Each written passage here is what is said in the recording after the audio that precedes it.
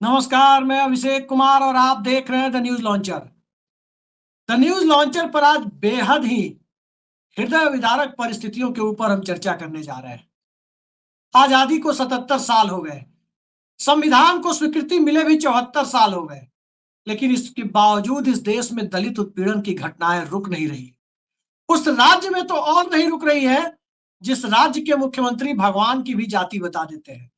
हनुमान जी बजरंग बली को भी दलित बता देते हैं, लेकिन उसी राज्य में दलितों के ऊपर सत्ता का, निजाम का, पुलिस का और सत्ता के अधीन काम करने वाली पुलिस का कथित तौर पर इतना दबाव पड़ता है कि एक दलित अपनी जीवन लीला समाप्त कर लेता है।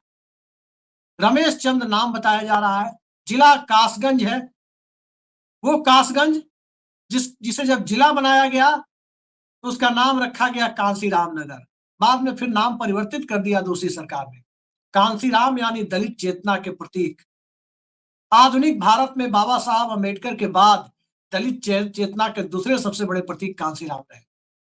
तो जो जिला ही कांसीराम के नाम पर बना था, उस जिले से ऐसी दुखद बातें सामने आती है कि रामलीला में कोई व्यक्ति, दलित समाज का व्यक्ति रामलीला देखने जाता है, और जब रामलीला देखने जाता है वहां कथित तौर पर पुलिस के द्वारा उसका उत्पीड़न होता है, उसे अपमानित होना पड़ता है और घर आने के बाद वो अपनी जीवन लीला समाप्त कर देता है। आखिर ये कौन सा चुनावी हिंदुत्व है? कौन सा हिंदुत्व है ये? कौन सी सामाजिक न्याय और सामाजिक समरसता की बातें हैं? कौन सा सबका साथ, सबका विकास और सबका विश्वास का नारा है? और प्रधानमंत्री नरेंद्र मोदी जो कहते हैं कि इस देश में दो ही चार चार ही जातियां हैं, तो आखिर इस तरह उत्पीड़न के बाद, अपमान के बाद अपनी जीवन लीला समाप्त करने वाला व्यक्ति इन चारों में से कौन सी जातियों से आता है? उत्तर प्रदेश के मुख्यमंत्री तो कहते हैं कि हनुमान जी भी दलित थे, और हनुमान जी तो बजरंग बली थे। पूरा सुमेरु पर्वत उठा लिया था, और सुमेरु पर्वत उठा करके वो लंका जलाने गए थे, तो सोने की लंका में भी आग लगा दी थी। तो खैर, हनुमान जी लंका जलाने गए, सोने की लंका में आग लगा दी, लेकिन संवैधानिक रूप से आज के जमाने में आग लगाने की बातें नहीं होती है, बल्कि न्याय की बातें होती है, होनी भी चाहिए। गैर बराबरी खत्म करने की बात होती है, अस्पृश्यता खत्म करने की बात होती है। तो ये कौन सा अस्पृश्यता खत्म करने का फॉर्मूला है, छुआछूत खत्म करने का? चलते हैं इसी मुद्दे पर जाने माने दलित चिंतक अतर सिंह जी के पास। अतर सिंह जी, बहुत बहुत स्वागत है आपका। ये खबर जब हमें मिली कि पुराना कांसीराम नगर जिला और आज का कासगंज जिला, वहां से ये इस तरह की बातें सामने आ रही है, किस रूप में आप देखते हैं इस देश में शासन व्यवस्था, बुलडोजर जस्टिस सिस्टम जिस पर सुप्रीम कोर्ट ने रोक लगाई है, अब जाकर कितने घर स्वाहा हो गए, वो दीक्षित फैमिली बुलडोजर की शिकार हो गई कानपुर में, और अब देखा जा रहा है कि कासगंज से ऐसी खबरें आ रही है, कभी कासगंज से, कभी हाथरस से, कभी कहीं से, कभी कहीं से जो खबरें आती रहती है। ये उत्पीड़न के पीछे कौन सा सामाजिक परिवेश है कि सत्ता में बैठा हुआ व्यक्ति न्याय तो करना चाहता है, लेकिन उसके अंदर जो प्रशासन है, जो पुलिस प्रशासन है या दूसरे लोग हैं, या समाज के अंदर जो आज के बने हुए नौ सामंती वर्ग है या पुराने सामंती वर्ग है। अब तो बिहार में दिखा नवादा में कि एक दलितों में भी एक सामंत वर्ग उभर गया है। नवादा की घटना आपने देखी होगी कि दो तीन समुदायों के बीच आपसी विवाद में क्या हो गया था कुछ दिनों पहले। कासगंज की इस घटना को आप किस तरह से देखते हैं? प्रशासन और शासन की लापरवाही, या प्रशासन और शासन का मन बढ़ने की घटना, कैसे देखते हैं आप? अभिषेक जी, आपके जो दर्शक हैं सबसे पहले सब उनको जय भीम, नमस्कार। देखिए अभिषेक जी, ये जो आज की घटना ये हुई है कासगंज वाली, ये उन्हीं घटनाओं को जोड़ती है जो राजस्थान में एक लड़का, छोटा बच्चा, 6-7 साल का बच्चा एक घड़े से पानी लेकर के पीता है। एक मध्य प्रदेश में एक आदिवासी, उसके ऊपर पेशाब कर दिया जाता है। और ये जो घटना हुई है मैं क्या बोलूं इस चीज के लिए। बताइए उसके कैसे बच्चे आगे के, मतलब उसके बच्चे कैसे जिएंगे। एक उस आदमी ने, उसका क्या जुर्म था जो कासगंज की घटना है। वो रामलीला इसलिए देखने चला गया, वहां पे रामलीला देखने नहीं गया वो। लोग मनोरंजन के लिए जाते हैं गाँव में। वो कुर्सी में बैठ गया, फिर सामंतवादियों ने उसको कुर्सी से उठाया वहां से, और उसके साथ मारपीट वहीं पे करी, उसकी बड़ी बेइज्जती करी। वो घर पे जाता है और वहां पे जाकर के वो उसने अपने घर वालों को बताता है और अपनी जीवन लीला समाप्त कर देता है। तो जब से मैंने ये घटना सुनी है, अटल जी, मेरे आपकी दिल में इतना भावनाओं को मैं दर्द है। समझ रहा हूँ। निश्चित तौर पर आपके अंदर वेदना है, इस चीज को लेकर होनी भी चाहिए। क्या आपको लगता नहीं है कि आजादी को मिले हुए 75 साल से ज्यादा, 77 साल हो गए, अमृत काल चल रहा है भारत में। मौजूदा सत्ता ने 2022 से 2047 के पीरियड को अमृत काल का नाम दे रखा है। अमृत काल में इस तरह की घटना का विष इस देश में वंचित समाज के लोगों को पीना पड़ रहा है। क्या इसका निदान कुछ नजर आता है इस मौजूदा व्यवस्था के तहत, हिंदुत्व की राजनीति के तहत? कुछ दिखाई देता है आपको ऐसा? अभिषेक जी, मैं यही बताना चाह रहा हूँ, जब से मोदी जी की सरकार आई है, 10 साल हो गए, ये घटनाएं बढ़ती जा रही हैं। डेली कहीं ना कहीं घटनाएं होती हैं। एक बार मोदी जी ने, आपको पता होगा, कहा था कि मुझे मारो, मेरे दलित भाइयों को मत मारो। आपने सुनी सुनी थी ये बात? इस बात का कहने का अर्थ क्या था उनका? मैंने सुना था अतर जी, और उन्हीं के गृह राज्य में ऊना में इतनी बड़ी घटना हुई थी। मैं यही बताना चाह रहा हूँ, उनका मतलब ये नहीं था कि इनको मत मारो। उनका मतलब, मत मारो को अब इनके खूब मार सकते हो। अब तो आपका अपना राज है, इन्हें खूब मारो अब। मोदी जी से तो कोई हाथ लगा नहीं सकता। वहां तक तो उनके तो 100 मीटर दूर तक, वहां पे जो इतनी पुलिस होती है, वहां तक कोई जा नहीं सकता। इसका मतलब है कि तुम अब जाओ, दलितों को मारो अब तुम्हारा कोई बिगाड़ने वाला नहीं है कुछ भी। जितनी भी घटना होती है आप देखिए, कहीं पे कोई कुछ कार्रवाई हुई है आज तक? किसी भी घटना में कोई कार्रवाई नहीं हुई। दिखाने के लिए भी कार्रवाई नहीं होती। और जहां पे भी भाजपा की सरकार है, वहां तक बिल्कुल कार्रवाई नहीं होती है। अब क्या लग रहा है, क्या लग रहा है आपको अतर जी, इस तरह की घटना के बाद सरकारों की संवेदना मर गई है, नागरिक समाज इस देश में खत्म होता जा रहा है, या सामाजिक परिवेश इस देश का ऐसा है जो सुधरने का नाम ले रहा है? इन तीनों में क्या लगता है आप? देखिए, संवेदना ऑटोमेटिक खत्म हो जाती है जब ऐसी सरकारें होती हैं जो न्याय देने का नाम ही नहीं करती। कौन सा न्याय, किसको न्याय मिल रहा है आज के डेट में यूपी में? बताइए मेरे को। 69,000 भर्ती का एक वो हुआ था 2019 में, 2019 में 69,000 भर्ती हुई थी। SC ST के जो है उसमें रिजर्वेशन में इन्होंने इतना बड़ा घोटाला कर दिया। और जब हाई कोर्ट ने भी अब इन्होंने बोल दिया, तो इन्होंने सब ये बोलने लगे कि हाँ भाई बहुत बढ़िया, ये कर दो वो कर दो। अब तो बिल्कुल, अब हम न्याय करके रहेंगे। 3 महीने का टाइम दे दिया, उसमें फिर इन्होंने सुप्रीम कोर्ट में उसको वो डलवा दिया। ये न्याय देने की बात करते कहाँ है? कौन सी न्याय देने की बात करते हैं ये? 5 साल में उनको जो है, 5 साल उनको बेरोजगार कर दिया। और आज जब न्याय देने की बात आई तो फिर वो सुप्रीम कोर्ट में पहुंचा दिया। फिर 5 साल ऐसे ही निकल जाएंगे। उनको कौन सी न्याय? SC ST को कहीं न्याय मिला है? OBC को कहीं न्याय मिला है?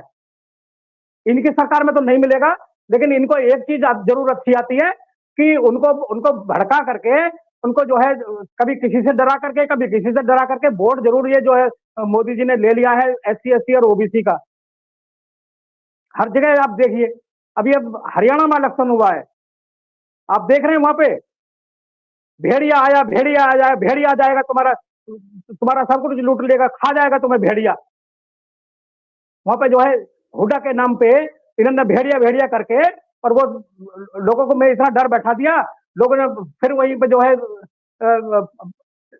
35 और 1 वो करके जो है जातिवाद का वो करके इन्होंने जो है वो वहां पे लोगों नहीं, फिर लूट लिया लेकिन इस वहां पे। घटना पर हम वापस लौटते हैं। ये बताइए, इस देश में तो दलित नेतृत्व की नई पौध विकसित हो चुकी है। सूट बूट वाले दलित नेता काफी अच्छे लगते हैं कि भाई दलित समाज के अंदर एक सामाजिक चेतना आई है। अन्यथा पहले तो घोड़ी पे नहीं चढ़ने दिया जाता था। और उत्तर प्रदेश में क्या कहा जाए, सिर्फ दलित को ही कैसे कहा जाए? जिस पुलिस के ऊपर आरोप लग रहा है कि उसने अपमानित किया, इसी उत्तर प्रदेश में उसी पुलिस के कमिश्नर, पुलिस के इंस्पेक्टर सुबोध कुमार सिंह को भीड़ ने पीट पीट कर मार डाला, आपको याद होगा। अब ये बिल्कुल मुझे अच्छी बताइए तरीके से याद है। अतर जी बताइए, चिराग पासवान एक नेता है, रामदास अठावले एक नेता है, चंद्रशेखर रावण एक नेता है, सब नई पौध है दलित राजनीति की। एक बुजुर्ग नेता जीतन राम मांझी भी है, मायावती भी है। इसके अलावा दूसरे दलों में भी तमाम दलित नेता है, कुछ तो मंत्री भी है भारत सरकार में।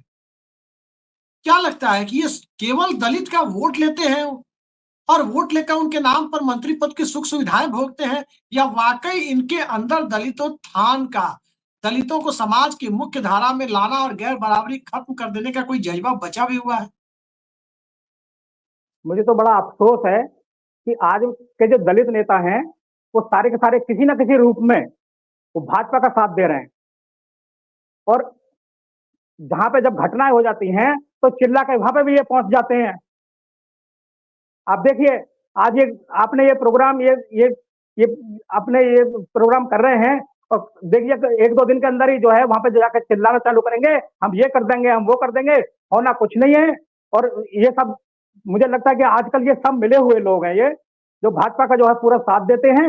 अब हरियाणा में चुनाव हुआ, वहां पे कांग्रेस को हराने के लिए सारे के सारे इकट्ठे हो गए वहां पे जाकर के, और कांग्रेस को हरवा दिया इन लोगों ने। अब देखें तो चाहे बहन मायावती हो चाहे चंद्रशेखर हो, किस तरह से इन्हें इनको एक भी सीट नहीं मिली। और फिर ये आप 90 सीटों पर लड़ रहे हो, आपको कम से कम, अरे 4 सीट पे लड़ते, आप 4 सीट मुकाबले तो करते। आपने एक सीट पे भी ऐसा मुकाबला नहीं करा जिसको आप जीत जीत सकते थे, तो आप साथ किसका दे रहे थे? मतलब आप भाजपा का साथ दे रहे थे। वही हम पे जो है कल को फिर अन्याय करेगी। आपको तो, आप राजनीति है, आप तो बढ़ गए आगे, लेकिन पिटेगा कौन? पिटेंगे दलित।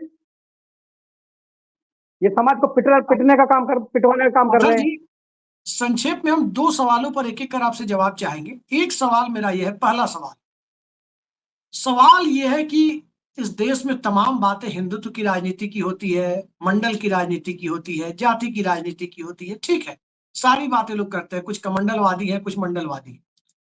लेकिन कभी इसमें ये बात होती हुई मैंने नहीं देखी कि इस देश में शिक्षा और स्वास्थ्य और प्रति व्यक्ति आय के मामले में असमानता कैसे कम की जाए। शिक्षा और स्वास्थ्य जैसी बुनियादी सुविधाओं के मामले में यदि गैर बराबरी और असमानता खत्म की जाएगी, तो सामाजिक असमानता और प्रति व्यक्ति आय की स्थिति में भी असमानता स्वाभाविक रूप से कम होगी। आज गांव में सरकारी स्कूलों की हालत देखिए, ज्यादातर उसमें दलित और अति पिछड़े समुदायों के बच्चे पढ़ते हैं, क्योंकि सबसे ज्यादा गरीबी उनमें है, वो प्राइवेट स्कूलों को अफोर्ड नहीं कर सकते। ये सच्चाई है। क्या आपको लगता है कि 5 किलो राशन को लेकर के जो वोट मांगा जाता है, हिंदू जागो और 5 किलो राशन के लिए लाइन में लागो, इसका सबसे बड़ा शिकार दलित और अति पिछड़े वर्ग के लोग होते हैं? क्या लगता है इस सियासत से ऊपर उठकर कोई कंस्ट्रक्टिव राजनीति, सकारात्मक राजनीति और समाज परिवर्तन की दिशा में, व्यवस्था परिवर्तन की दिशा में इस देश के राजनीतिक दलों को लगना होगा, या सिविल सोसाइटी को ये बीड़ा अपने हाथ में उठाना होगा? क्योंकि उसके बिना तो बदलाव आएगा नहीं। योगी आदित्यनाथ की सरकार से आप उम्मीद नहीं कर सकते, नरेंद्र मोदी की सरकार से जी, उम्मीद नहीं कर सकते, नीतीश कुमार की सरकार से जो नवादा में हुआ आप उम्मीद नहीं कर सकते, महाराष्ट्र में जो हुआ वो एकनाथ शिंदे की सरकार से आप उम्मीद नहीं कर सकते, हरियाणा के मिर्चपुर में जो 2014-15 में हुआ था, उस वक्त तक की खट्टर सरकार से आप उम्मीद नहीं कर सकते। तो समाज से ही उम्मीद करनी बनती है। क्या लगता है आपको? बिल्कुल आप सही कह रहे हैं। ये देखिए, और मैं खास तौर से मैं दलित पार्टियां जो बनी हुई हैं उनसे तो मैं खास बिल्कुल उम्मीद बिल्कुल नहीं है, क्योंकि वो लड़ाई जो है वो केवल अपने अपनी लड़ाई लड़ रहे हैं वहां पे, वो समाज की लड़ाई नहीं लड़ रहे हैं। एजुकेशन का स्तर इतना घटिया हो गया है गांव में, या तो स्कूल बंद हो गए हैं जो सरकारी स्कूल हैं, या फिर उनमें टीचर नहीं है। अगर खुले हुए हैं तो टीचर नहीं है, एक दो टीचर मिलेगा, बाकी बच्चे मिलेंगे, और वहां पर केवल बच्चे केवल इस इंतजार करते हैं कि वो कब वो खाने के लिए उन्हें मिलेगा, वो दोपहर का जो खाना होता है वो कब मिलेगा उनको, और वो खाना खा करके फिर वो घर आ जाएंगे। तो उनकी एजुकेशन के नाम पे बिल्कुल खत्म कर दिया गया है। और फिर वो, अगर एजुकेशन, जब हायर एजुकेशन की बात आती है या प्राइवेट एजुकेशन की बात आती है, तो उसे पढ़ाने के लिए किसी के पास कुछ है नहीं, काम धंधा बिल्कुल नहीं है। और प्राइवेट अगर कोई कर रहा है तो कोई 8,000 10,000 में अगर कोई नौकरी कर भी रहा है तो 8-10 हजार में आज की डेट में घर नहीं चलता। आप देखिए 100 रुपए किलो से कम कोई सब्जी नहीं है, दाल 200 रुपए किलो है, और सरसों का तेल है वो 160 170 पहुंच गया है। तो घर कैसे चलेगा? एक मनरेगा होती थी जो मजदूर आदमी उसे जो है करके वो कम से कम घर घर पालने का थोड़ा सा वो करते थे। आज मनरेगा भी खत्म कर दिया है, मनरेगा के लिए कुछ है नहीं, उसे महीना में 10 दिन का काम नहीं मिलता है। अच्छा तो अतर जी, आखिरी सवाल हम आपसे लेंगे। क्या आपको लगता है कि इस कासगंज की घटना के बाद, जिसमें रमेश चंद ने अपनी जीवन लीला, दलित परिवार से आने वाले रमेश चंद ने अपनी जीवन लीला, जो आरोप है उन आरोपों के मुताबिक अपमान के बाद समाप्त कर ली है, पुलिस कर्मियों के द्वारा रामलीला देखने के वक्त जो अपमान किया गया उस वजह से समाप्त की है? संक्षेप में आपका जवाब हम चाहेंगे कि क्या सरकार उन आरोपी पुलिस कर्मियों पर SC/ST एक्ट और पुराने समय में जो 302 की धारा थी या 304 की, BNS में पता नहीं, भारतीय न्याय संहिता में उसका नंबर क्या है मुझे याद नहीं है, उस धारा के तहत और SC/ST एक्ट के तहत मुकदमे दर्ज कर उन्हें तत्काल सस्पेंड डिसमिस करने और जेल भेजने का काम करेगी या नहीं? अभिषेक जी, मुझे यही वो है, डाउट है अभी कि ये खाली पुलिस वालों का ही काम नहीं है इसमें। वो पुलिस वाले किसी ने बोला होगा उनसे ये काम करने के लिए। पुलिस वाले तो है ही हैं, लेकिन उनके साथ जो जिन लोगों ने ये करवाया है काम, वो भी उनके इतने ही उसके जो है सजा के वो हैं जितने पुलिस वाले हैं। और उनके साथ अगर न्याय नहीं मिला तो फिर देखिए, फिर लोग ऐसे फूलन देवी बनेंगे यहाँ पे। अब मेरे को लग रहा है कि इससे ज्यादा और कुछ कह नहीं पाऊंगा मैं, कि लोग अब फूलन देवी बनने के लिए मजबूर कर रहे हैं लोग।